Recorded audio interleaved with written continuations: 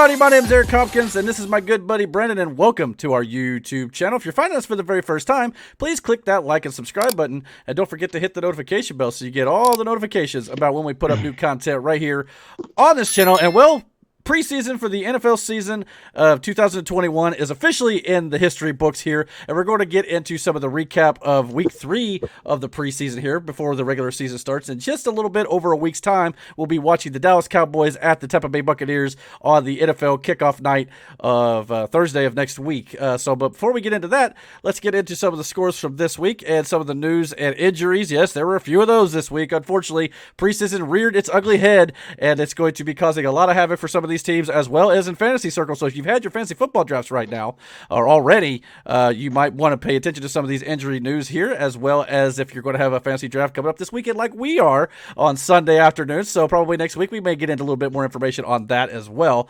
So some of the news that broke out before we get into the scores here. New England has traded their running back, Sony Michel, who I believe he was actually like third on the depth chart anyway, so it's not like they're going to use him probably in starting situations. He's been traded to the Los Angeles Rams for 2 late-round conditional picks in the 5th and 6th round. The LA Rams needed running back depth after a slew of injuries. As I mentioned last week, they had injuries to Cam Akers, who's done for the season, and Darrell Henderson had a injury as well, but I don't think he's going to be out for the season per se. But they definitely needed the running back depth, and New England, being as savvy as they always are, trading away one of their running backs that they had good depth with to get some late round picks is what they do. It's just New England 101. So Bill Belichick working his magic over there. I think it'll be a good pickup for the Rams, especially since they're kind of desperate at the moment.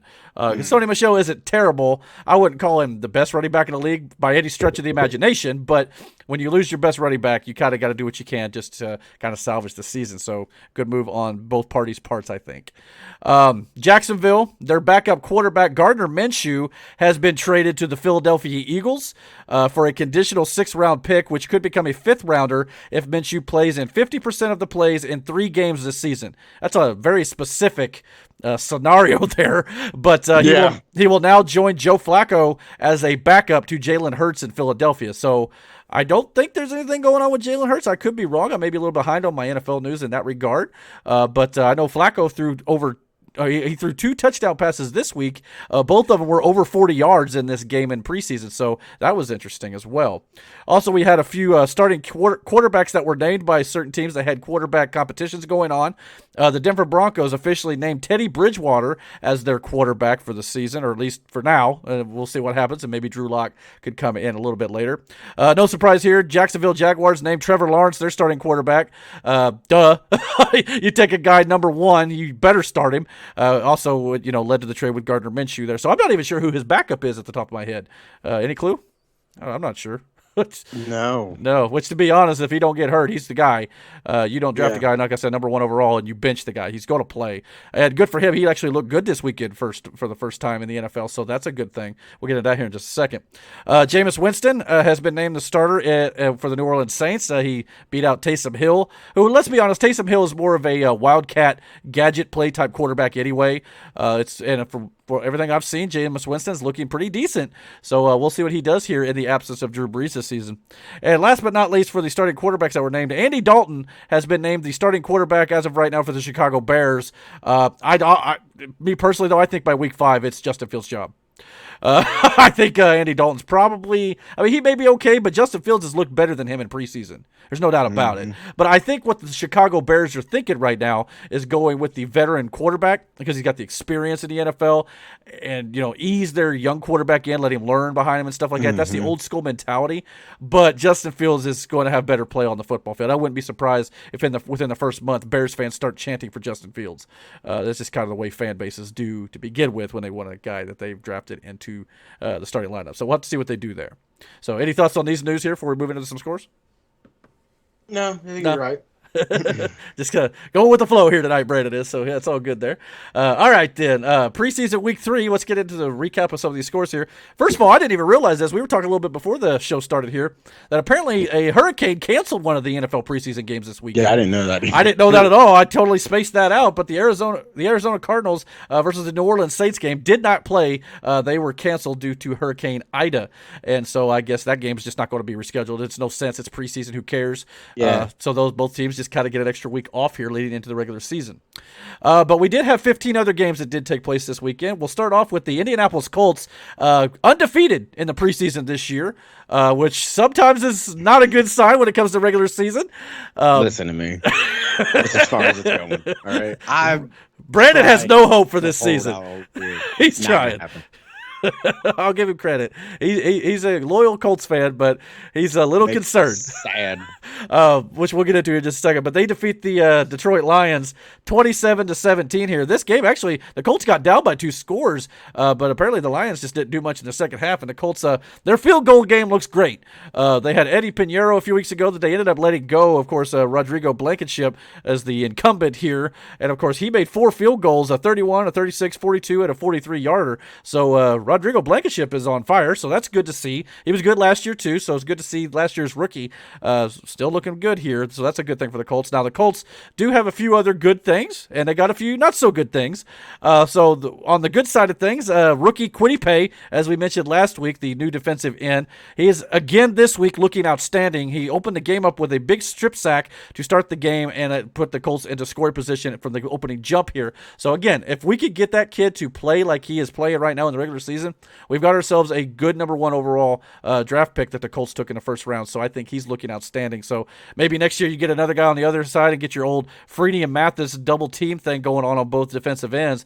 But the Colts have DeForest Buckner there in the center who will be causing some havoc as well. So I think that's something good to look forward to. When it comes to the bad, though, first of all, Ryan Kelly, I think, who was the other guy? Oh, Carson Wentz for sure. And I think one of the receivers, Pascal, I think, were all put on the COVID-19 reserve list this week. Apparently, per NFL rule, I guess if you come into contact with someone who has COVID, you have to go on the like a quarantine, I guess, so to speak, for 5 days. Mm-hmm. So it's not going to probably affect their week 1 status as of right now, but it is going to affect their practice time this week. So hopefully they'll be ready to go by next week when the real, game practices start to begin. But it's better to get it out of the way now, I suppose, than again. So, but it's just concerning with the Colts have had a lot of people going on COVID injured, or not, I wouldn't say injured reserve, but the reserve list due to COVID stuff. I think Quentin Nelson was the same way last week. But the more important thing here is it looks like Quentin Nelson and Carson Wentz will be back by week 1 for the way things are projecting. Also on the bad news front for the Indianapolis Colts, though, wide receiver T.Y. Hilton. He is now going to be missing multiple weeks with a back neck injury after he went down in practice last Wednesday. The injury, according to the Colts, is not considered season ending, I should say. Colts coach Frank Reich called it a disc issue. So regardless of the QB situation in week 1, the Colts will definitely be without their number 1 wide receiver. However, the good news to that is the Colts have some young guys at wide receiver depth. But it's going to be nearing time, I think, in my personal opinion. He signed a 1-year deal for this season. I think after this season, the Colts cut ways with T.Y. Hilton personally. I think probably. Yeah. I think, and I even think T.Y. knows his time is short in the NFL. Otherwise, he wouldn't have just signed a 1-year deal. But the Colts have loyalty to him because he's been around since the days of Andrew Luck. So I understand all that. But the guy can't seem to stay on the field a lot here lately. And anytime you're dealing with a back and neck issue, they may not be saying it's season ending right now, but they probably don't want to get fans all in an uproar.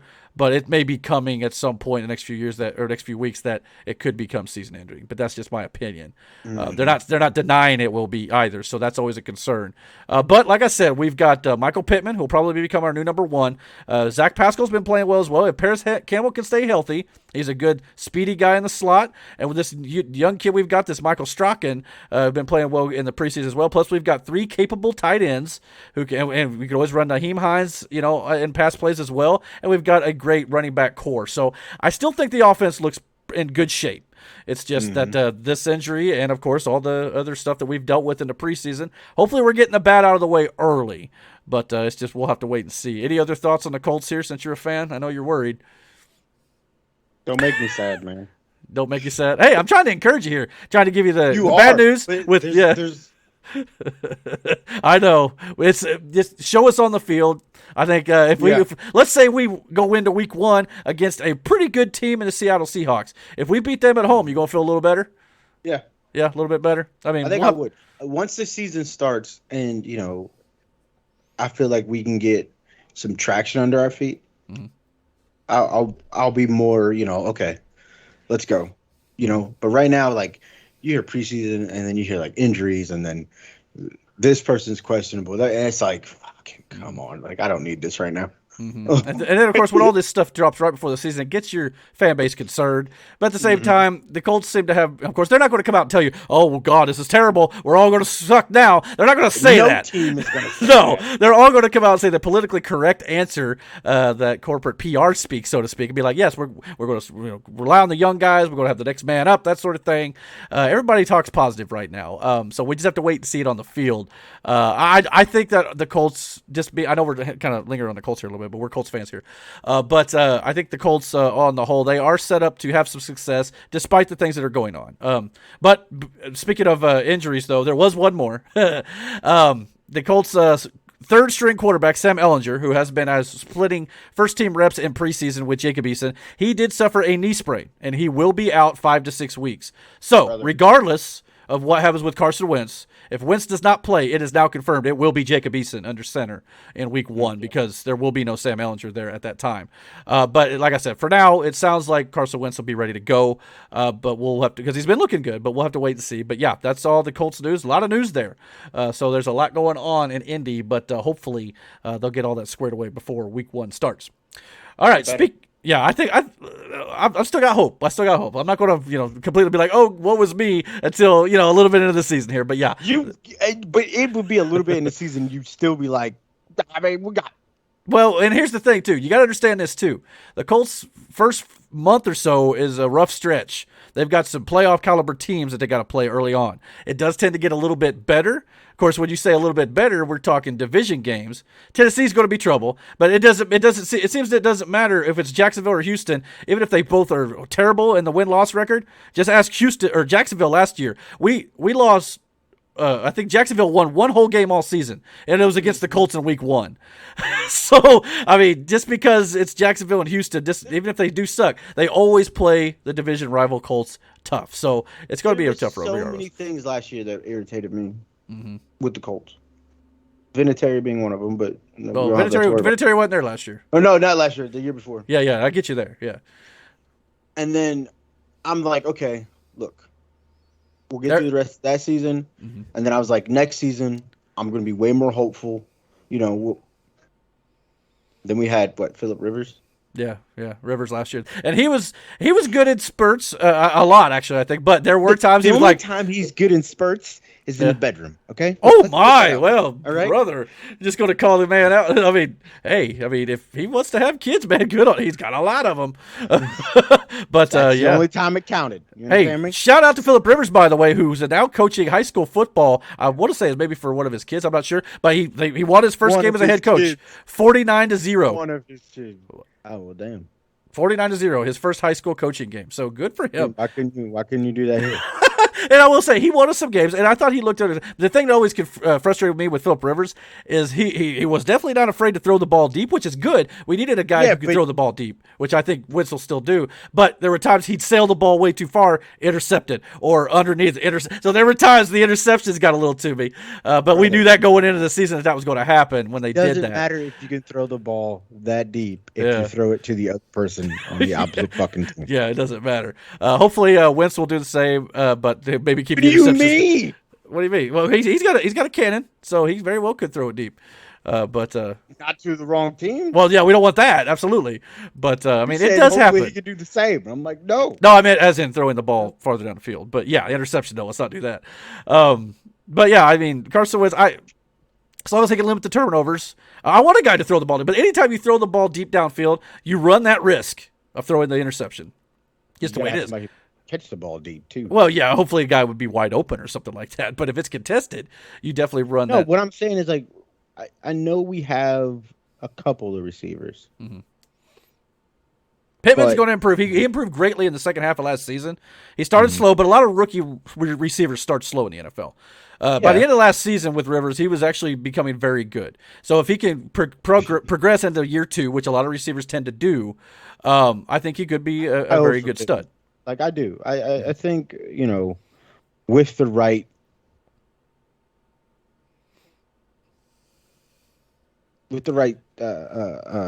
QB, with somebody, you build that rapport with, I think Pittman will be a great, but it's just finding that right stride. Mm-hmm. You know what I mean? Get that timing down, which is something that they've struggled with because Wentz has been in and out of practice and things like that due to this injury and the COVID reserve list and all that stuff. All that stuff does come in time. A lot of these teams are all going to look a little shaky in the first few months or so. It seems to be the way it always is. It's just kind of the nature of the beast sort of thing. But I think the guys, at least we have behind T.Y. Hilton, are young. Paris Campbell's the one that worries me the most because in the last 3 seasons, he's only been on the field, I think, a little bit of 1 season. So he was out for 2 years in a row here. So this is a make or break year for him. Yeah. So, but again, the kid is ultra talented and he looks good. He's just got to stay healthy. If he could do that, he's going to be a big weapon for us. But it's just, that's the key. Staying healthy is like the mantra of the Colts right now. Of every NFL team. But absolutely right now the Colts have had issues, especially at the receiver position and their offensive line a little bit with Braden. We got Braden Smith, but we lost Anthony Costanzo. Boy, I'm just saying names all over the place here. You just throwing all kind of names out there. I was thinking Anthony Gonzalez, who was an old former Colts player, but Anthony Costanzo retired, so now we got to get Eric Fisher healthy and so all that stuff. It's an issue here in Indianapolis, but but I think they're going to be fine. But I do think after T.Y. Hilton moves on, it would be nice to see maybe the Colts draft a legit, like, big-time number 1 receiver. I'd like to see that. Of course, you got to have a high draft pick to do it most of the time, so I don't know if that's going to happen either. I'd rather they win some games. But we'll see what these young kids got. It's time for them to step up. We're going to find out this season what they do. All right, so let's move on from Indianapolis here. We got a bunch of other games to cover. Not least of which, though, the Carolina Panthers put a stomping on the Pittsburgh Steelers. I'm sure your wife's not going to like that one, but it's preseason. Who cares, right? Preseason, she'll give a care. The Carolina Panthers beat the Steelers 34-9. Their new quarterback, Sam Darnold, who they went and got from the New York Jets, goes 19 for 25, 162 yards, and 2 touchdowns. So Sam Darnold looked good here.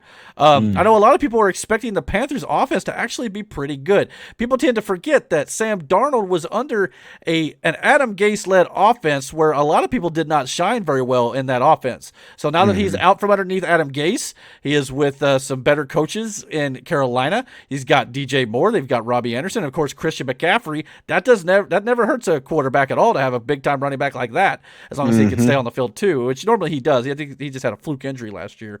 So could Sam Darnold possibly be a sleeper this year? I know it's a little fantasy talk, but we're trying to kind of not give each other a little bit of hints what we're going to be doing in the draft. But it is worth mentioning here that Sam Darnold possibly could have some new life. That Sam Darnold talk crap, sir. You think it ain't going to happen?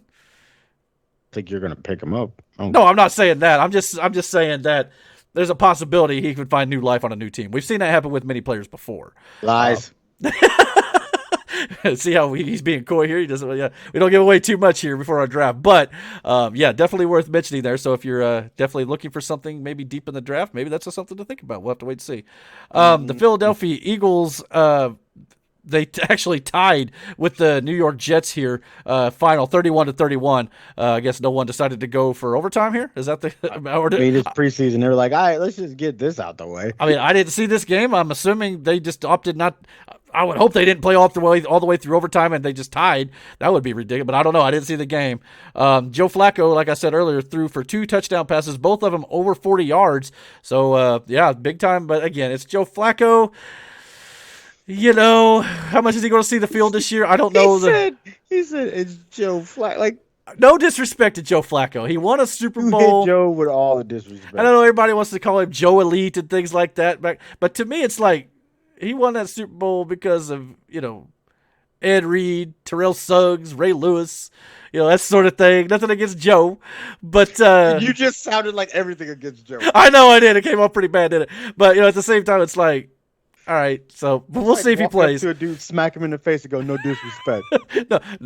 No offense, but that doesn't mean I can just say anything I want. But what I'm saying. But yeah, I mean, so I don't know. Other than that, there's not a whole lot to really write home about in this game. I don't believe. trying to move on here, trying to get myself out of trouble. But yeah.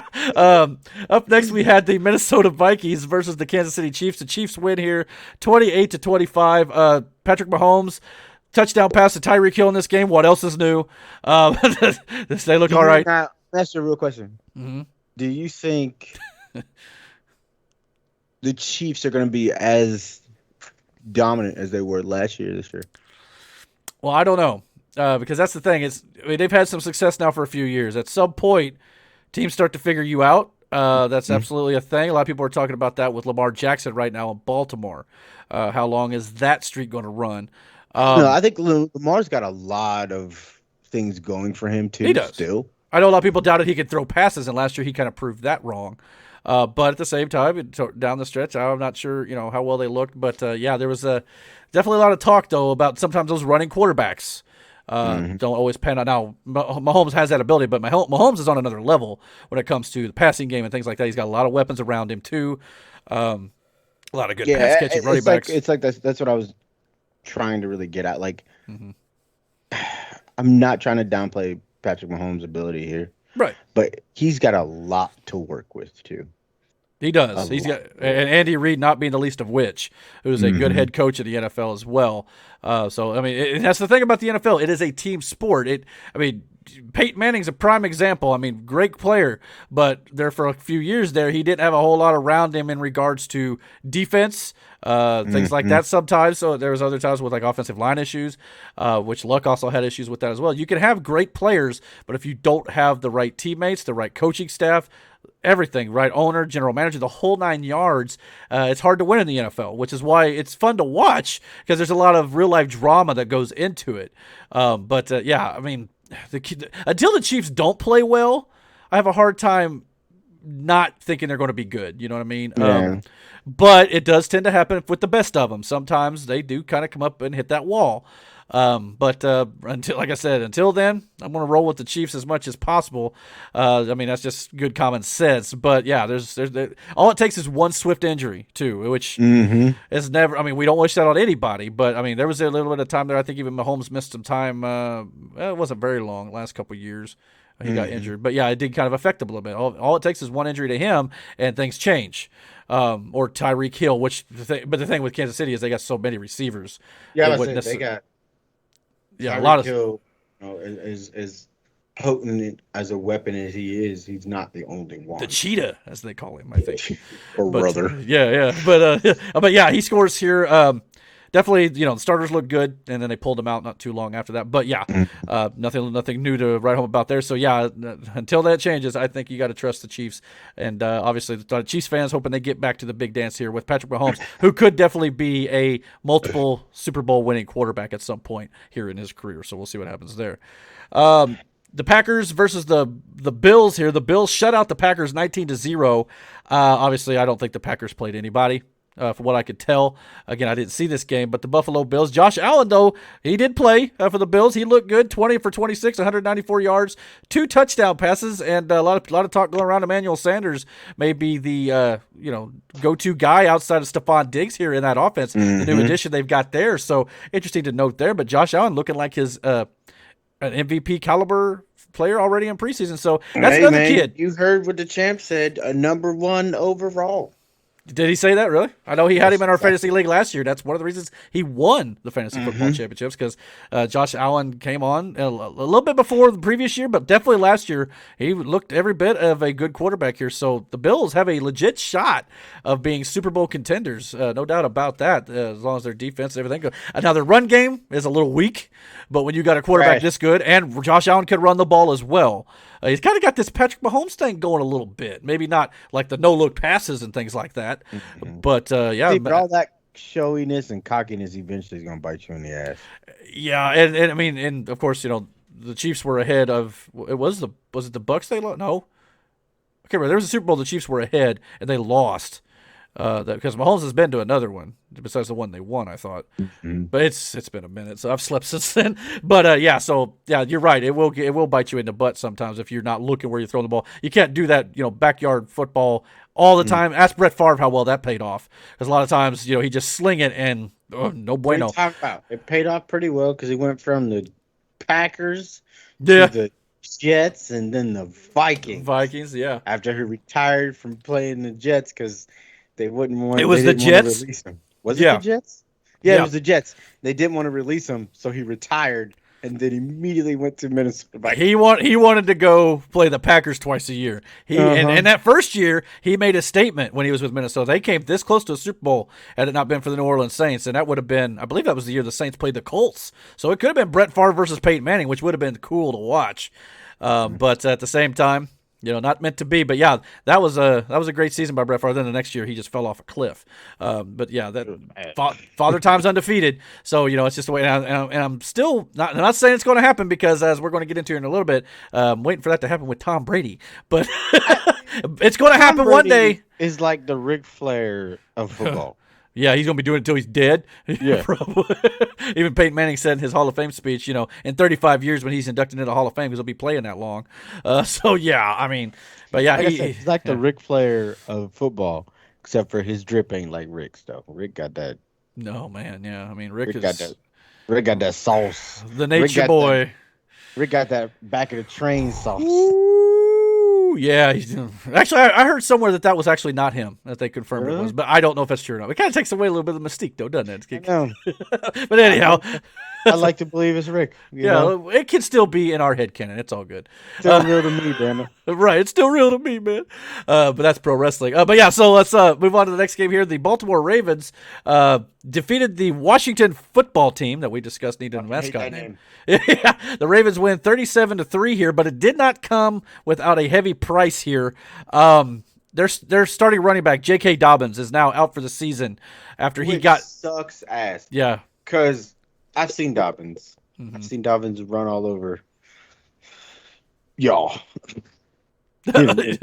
Y'all, you mean us? You're part of the team too, right? Yeah, I mean none of us are, but yeah, I mean it's our team, not just my team. When they lose, It's one of those situations that's kind of sad, because J.K. Dobbins is like I'm thinking this is a hell of a running back here. He is, and I'm like, I legit was somebody I was thinking about, and then that shit happens. Yeah, that kind of sucks. Yeah, he does. He got tackled on a screen pass, and it went down, grabbing his left leg, and they've confirmed he tore his left ACL. He was carted to the locker room. So now it appears Gus Edwards and Justice Hill are in the lead roles here, probably going to be splitting time. Those are some names. Yeah, I know, right? Are you being sarcastic? No, I'm being shit. Well, they are now. They're going to get some play. I never even heard of this Justin Hill kid, but Gus Edwards, he's definitely going to be getting the majority of the carries. Something that looks like it's probably going to be the Lamar Jackson show. Let's be honest here. That's what it's going to be, as much as they can, because they're going to be focusing on that passing game. So it's definitely going to add a little bit of a difficulty. Now, there's still a chance for the Baltimore Ravens to make a trade. That could definitely happen still. Not sure when the trade deadline is up in the NFL, but it's sometime during the season. So they've got some time to do that if they choose to. There's going to be other situations where teams are going to be looking to do some dealing and stuff like that. So that's very well possible. But yeah, as of right now, the Ravens have won 20 straight preseason games, which is, I believe, the longest streak in the NFL. Again, it's a meaningless preseason stat, but it's still interesting to talk about. But yeah, so other than that, they look good. Not a whole lot to talk about the Washington football team here this weekend. But yeah, definitely something to look forward to with the Ravens there, to kind of keep an eye on what's going on with their running back situation moving forward. Next up, we had the Chicago Bears defeated the Tennessee Titans 27-24. Again, Justin Fields only had 10 passes. He completed 7 of them for 54 yards and a touchdown. But again, he probably didn't play a whole lot in this game either, and I don't think a whole lot of players played for the Titans here either. But again, with Andy Dalton being the starter, I just feel like Justin Fields could be seeing the field sooner rather than later. But we'll see what they do there for sure. We also had the Tampa Bay Buccaneers versus the Houston Texans. The Buccaneers win 23-16. Tom Brady actually did play a little bit here. And he looked in regular season form. He has a tune-up game here for 11 for 14 and passing for 154 yards and a touchdown. So, first of all, it's Houston. Second of all, it's preseason. But, yeah, so he wasn't in there very long. But Chris Godwin did have 3 catches for 84 yards and a touchdown. So the starters played a little bit, but the Bucs look like they're ready to go. So that's going to be interesting to see on opening night here in about a week. But yeah, luckily for them, they didn't play long, and it sounds like they stayed healthy, so that's a good thing for sure. But again, darn you, Tom Brady, please retire. Let the rest of the NFL have a little bit of fun, why don't you? Huh? But anyway, that's just my personal opinion. Next up, we we have the Los Angeles Rams. They were defeated by the Denver Broncos 17-12. As we mentioned, it looks like Teddy Bridgewater is going to be the starter for the team here. Cortland Sutton had his first receiving touchdown since Week 13 of 2019 in this game. Brother. So I don't know if that's a guy you're looking for in fantasy circles, but good to see here. Now, what we've seen in the preseason, the Denver Broncos appear on paper, at least here in the preseason, to have a serviceable offense. Mm-hmm. Will that translate to the regular season? Don't know.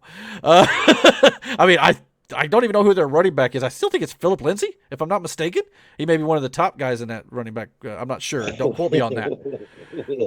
Oh, man. I don't know. Yeah, you sound a little on that one. So, yeah, I mean, this is kind of ever drafted a Denver player. I did when Peyton was there, but right now, no. This feels like fool's gold to me. Just going to put that out now. There's been teams I've thought were going to be terrible, and come week 1 through 4, you're going, whoa, Cleveland. Last year. Well, not only that, a lot of teams, even the first month, will look great, and then they'll fall off a cliff. So you never can tell in the first month. There was a lot of that last year. Yeah, I mean, but everybody then panics. They're like, oh, God, I need the guy from this team now because they're good and my guys suck.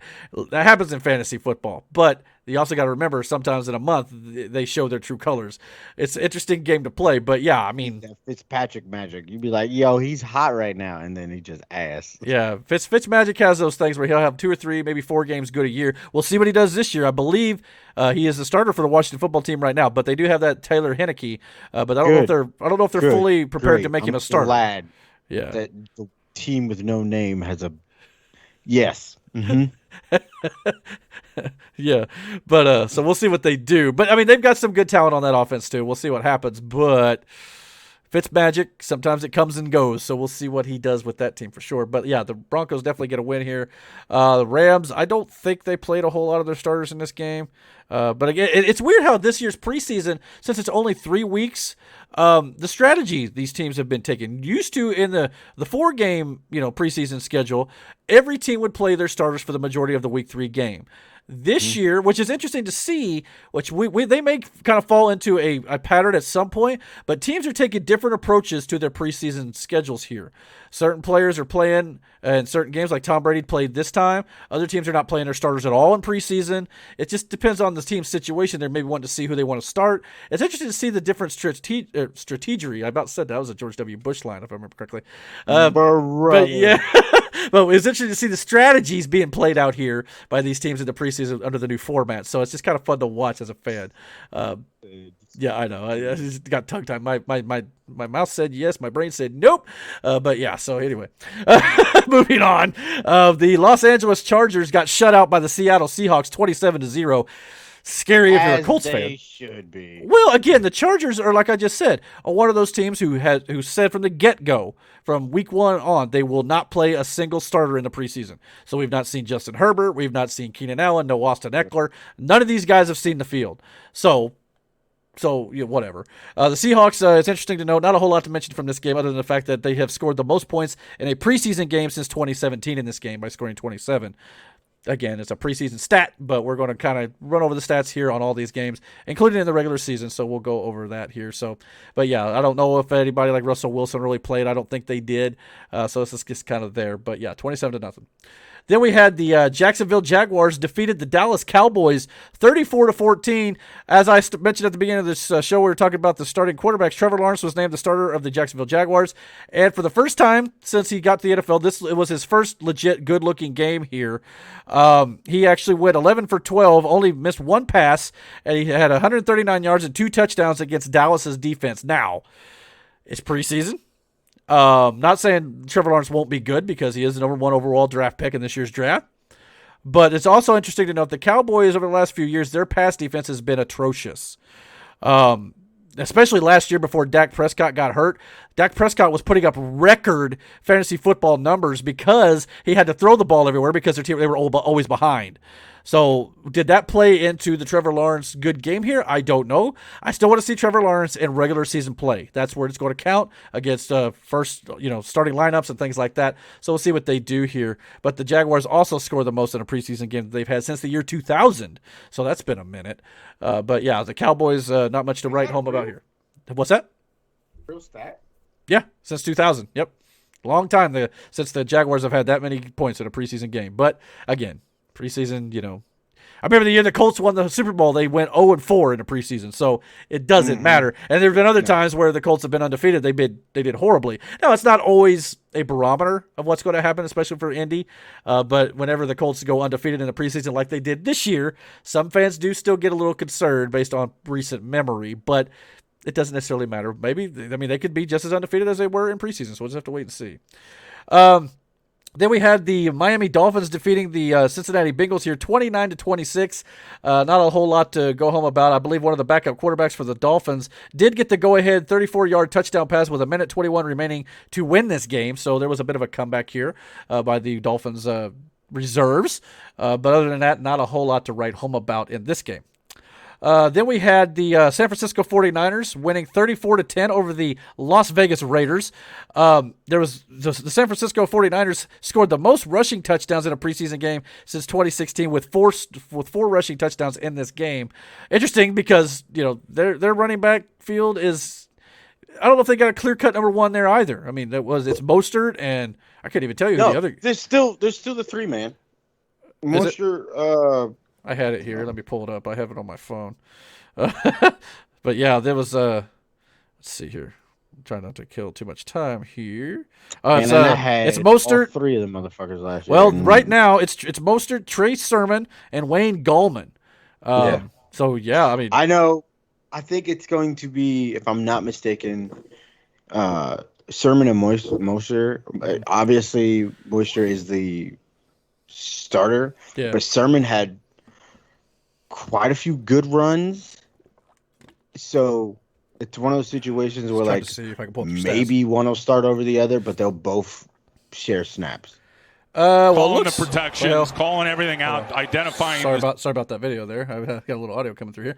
I was trying to see what the stats were for this game. It looked like Trey Lance scored a quarterback run. For a touchdown. He did that. Jimmy Garoppolo also scored a touchdown here.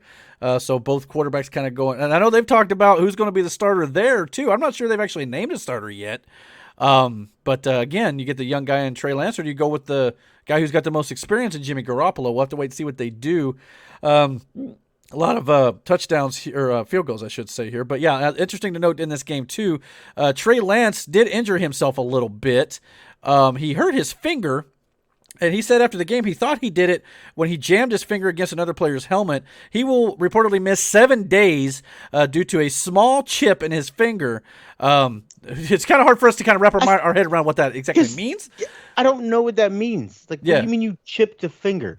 Yeah. Did you chip a nail? Because now you're just being a bitch. See, it sounds that way. Yeah, right. That's what I first thought too. Like, really, did you hurt your pinky? Your finger, like you said, did you lose part of it? Like, what happened? Yeah, small chip could be anything from a little cut to you're missing the front end of your finger, or what happened? Did you? No, you can't even say you broke just the tip of your finger. Like, I don't fucking know, man. Mm-hmm. Like, I don't understand the terminology there of I chipped my finger. How? Yeah, I don't know either. But as we also talked before, if a quarterback's going to throw a pass and he hits a helmet ahead of him, it can cause some good damage to your finger. It sounds like a minor thing, but for a quarterback, that's an important injury. Mm-hmm. I remember in the AFC title game, the Colts versus the Patriots to go to the Super Bowl, Peyton did just that. He slapped his thumb over the helmet. I believe it might have been Jeff Saturday at the time. I don't know. But either way, he hit his thumb, and he was shaking it off on the sideline. And he literally, in the AFC title game, Peyton Manning went up to the backup and said, "Be ready." I think it was Jim Sorgi at the time, if I remember correctly. And Saturday looked at him like, So are you for real right now? You're going to put in the backup in the AFC Championship game? But he did shake it off and he came back in and played fine. But an injury like that can be very devastating to a quarterback's throwing arm. So if that's where it is, it could be a problem. But if it's only a 7-day injury, it doesn't sound too terrible. Probably just needs a little rest, a little healing, that sort of thing.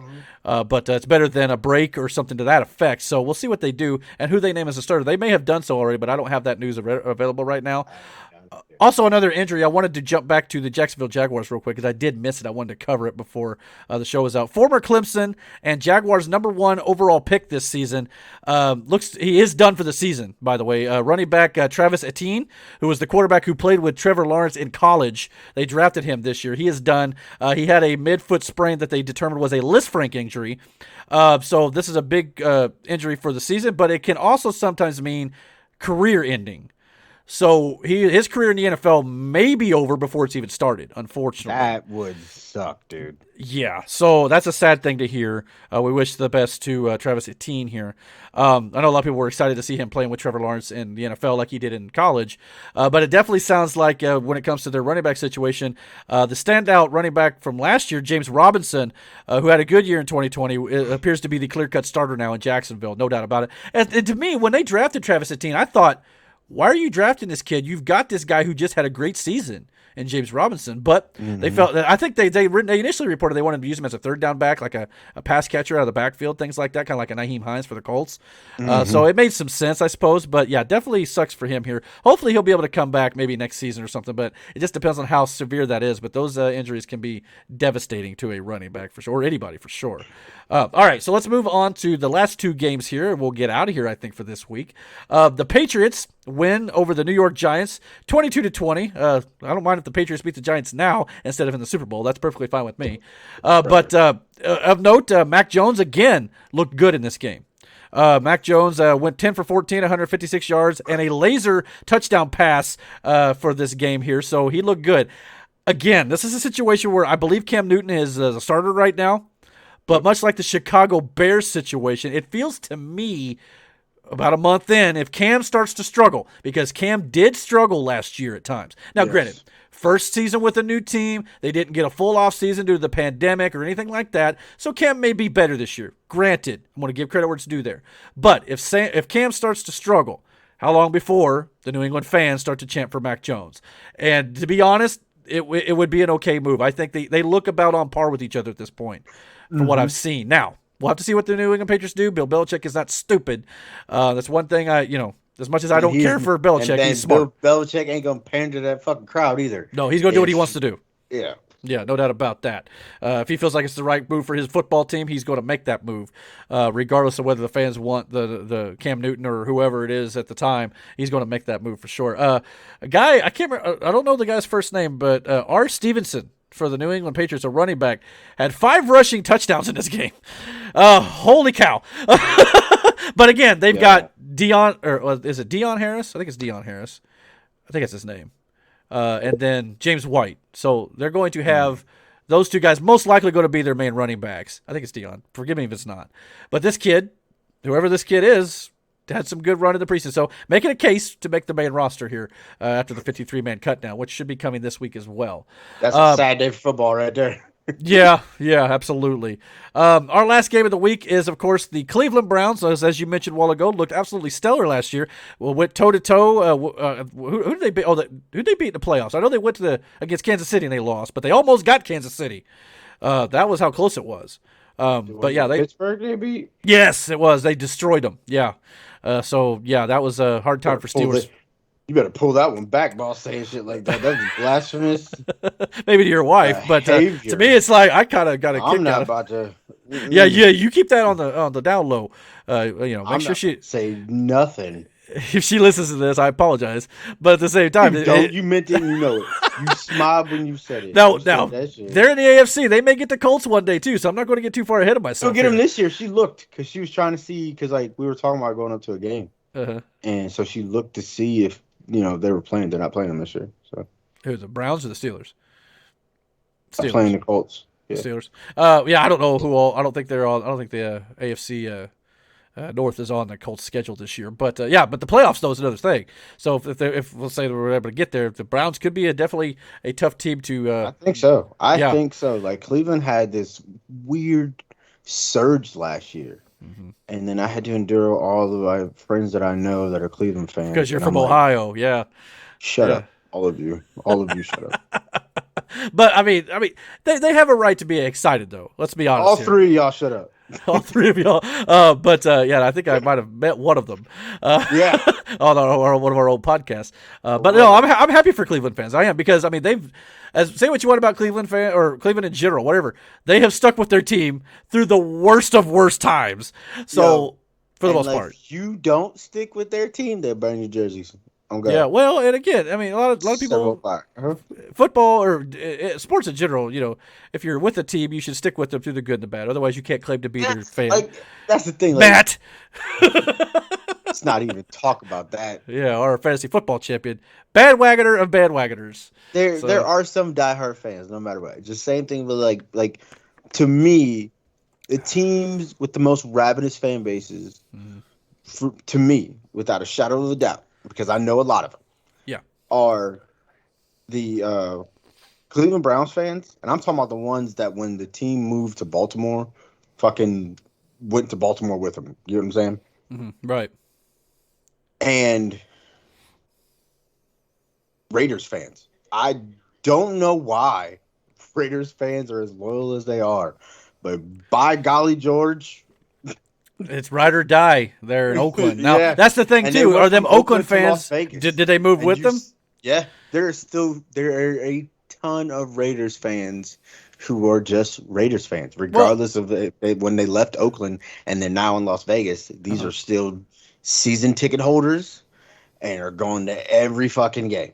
Mm-hmm. And to be honest, Oakland's not super far from Las Vegas. I mean, it's probably a few hour drive, but I think it's it's still feasible for fans to still go. So I get it. It's not like Baltimore moving to Indianapolis, in the middle of the night. Sorry, Baltimore fans. I know you guys still take that kind of personal, but you guys did take the Cleveland Browns too. Y'all got Cleveland out of it. Yeah, I mean, y'all got a team. It's all good now. I would think. There was a stretch where they were the only football team in Ohio that you had to cheer for. Mm-hmm. Fucking Cincinnati. And another team who could be on the rise if Joe Burrow can get back in all that stuff. They got that Jamar Chase receiver now, and so they've got some good talent there too. If they can make everything click, we'll see what they do. But yeah, Cleveland Browns here though, again winning 19-10 over the Falcons. With Baker Mayfield and stuff for last year, they were definitely doing a lot better. I think Mayfield's a little underrated when it comes to a lot of circles, including fantasy. But here's my hot take on this. Okay. Baker turned around in football when Odell was gone.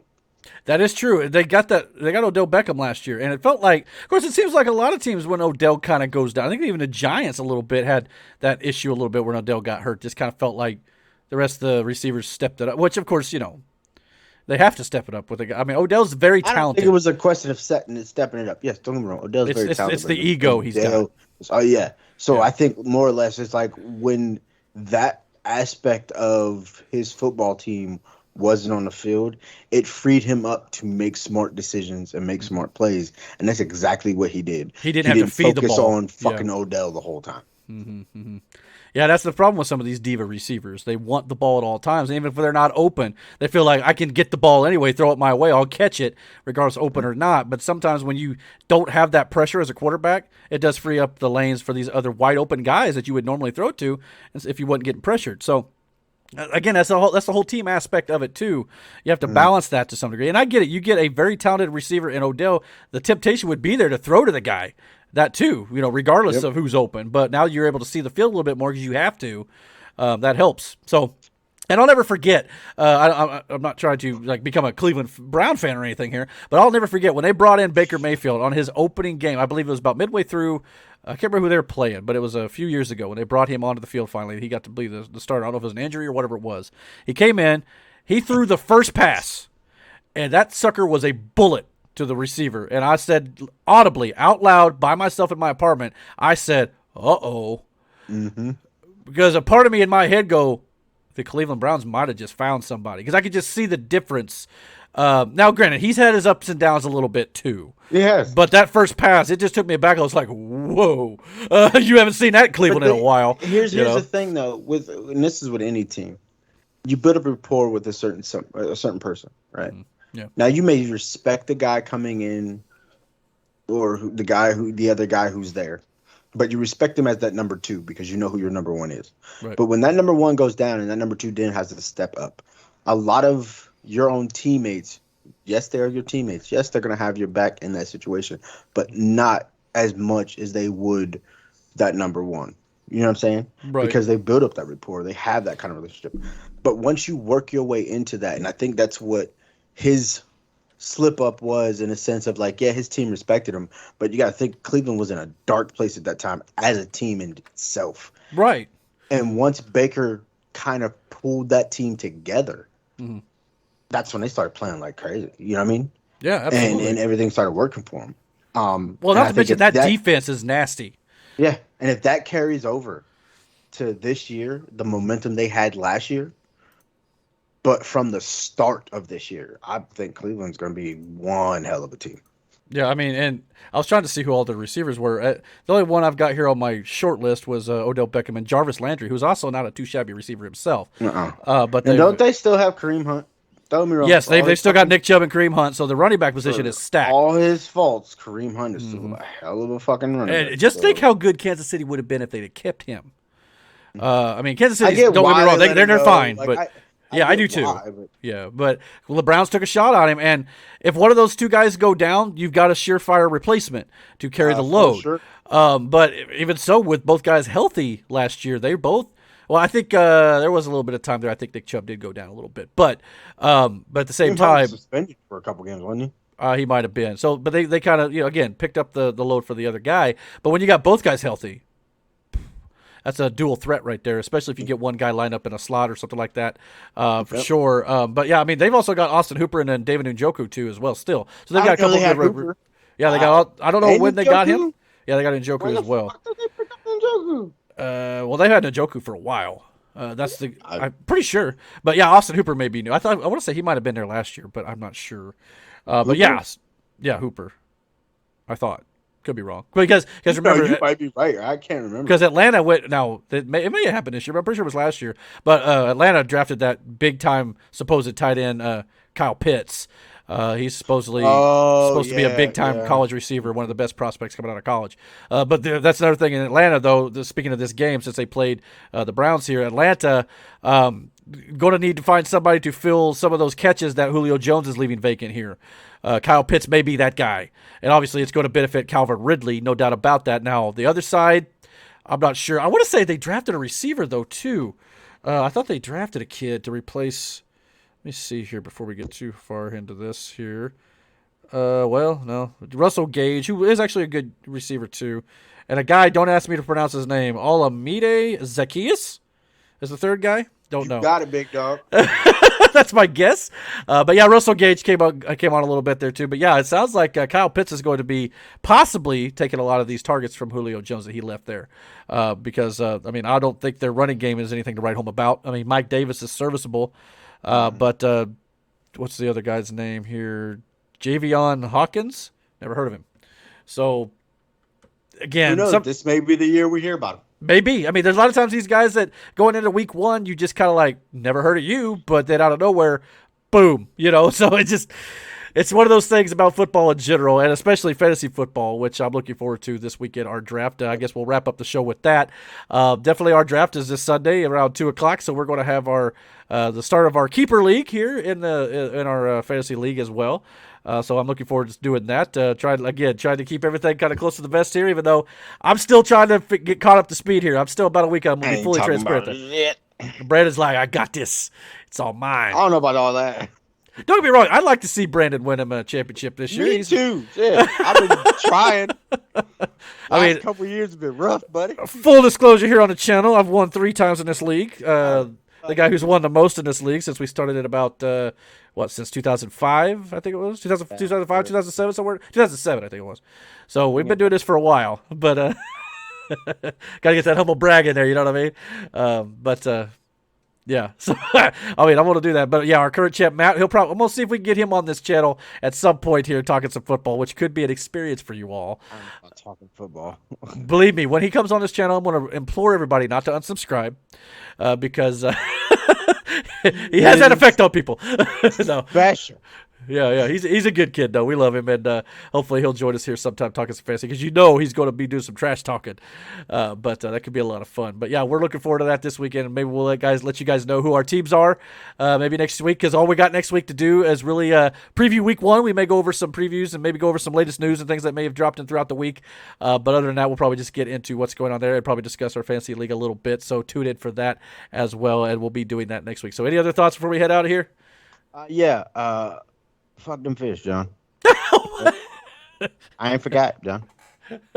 Wow. I hope it. Is he still watching the show at all, or does he I know? guess. I so? told him the other day I said that shit, and he was like, "No." I was like, "Yeah, John, I said it, and I fucking meant it."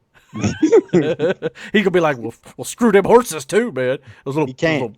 He can't. He can't say still that. better than damn fish. Ooh, well, don't say too much, man. The Dolphins actually looked a little better last year. You know, don't Stop giving this man false hope. Don't put that bad juju on us, man. We already got some injuries and COVID and Yeah, you nonsense. shut your whore mouth. You're the one talking. I'm trying to get you to stop. So I mean, I'm just trying to keep it real here, man. Good mojo. You know, we don't want to get on the fish, John. You know, karma is paid. You don't want to do that. All right. Well, with that being said, I guess we're going to get out of here. But if you like this episode and you want to see more, please don't forget to hit that like and subscribe button. We do an NFL show here every week on the channel that goes up on Tuesday mornings. We will be recapping all the games throughout the week during the NFL season. So stay tuned for that. And definitely hit the like and subscribe button. And don't forget to the notification bell and all that good jazz. And until our next video, guys, take care. Fuck the Bears, too.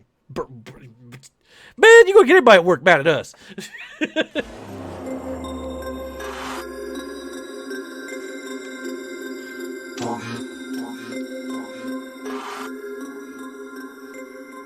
about to turn it off.